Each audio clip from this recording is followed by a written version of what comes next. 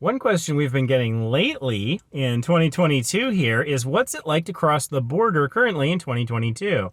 And so I'm recording this in 2022 just to give you an update on what a border crossing is like between Canada and the United States of America in sort of the current climate.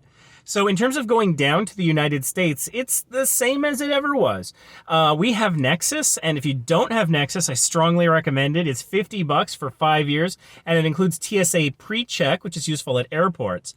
And so when you go to the border, if you have NEXUS, then there's normally a dedicated NEXUS line, and it goes much faster. The questions at the border are much easier. It's a big time saver, and it's less stress. It's well worth the process if you don't have it.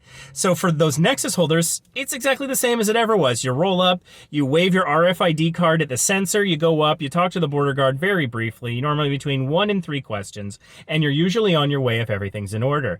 And so when crossing the American border, going into America, you don't need to provide vaccine proof or anything like that. You need to be prepared to show it, however, if asked. But we haven't been asked, so it's still a very quick process, at least for the NEXUS holders. And so as a NEXUS holder, you need to have your vaccine proof and you need to have your passport on you. But we have yet to, so far, ever been asked for those things. It's just you need to have it just in case.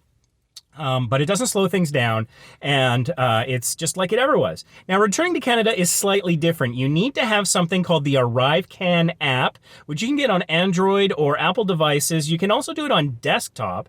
And what you do is you upload some traveler information, including your vaccination proof.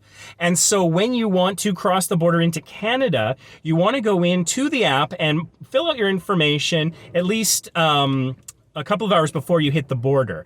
Anytime up to 72 hours before you hit the border. So if you're going by car, I recommend doing it along the way. Stop somewhere when you stop for food the last time, hop on the Wi-Fi, because they want you to choose which border crossing you're using and what time you're crossing. But as of April 25th, you no longer have to do things like include a quarantine plan. It's really quite simple. So if you already have the traveler information loaded in advance, which you can have at any time, I recommend doing that at home before you go so that the ID and everything's already been uploaded and accepted.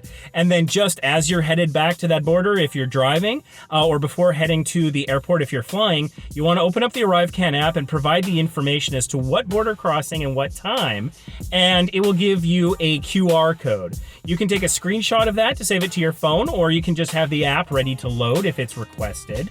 And if you do it on desktop, it gives you something that you can print out, like a receipt that you can take with you if you don't have a mobile app, and it's just that easy.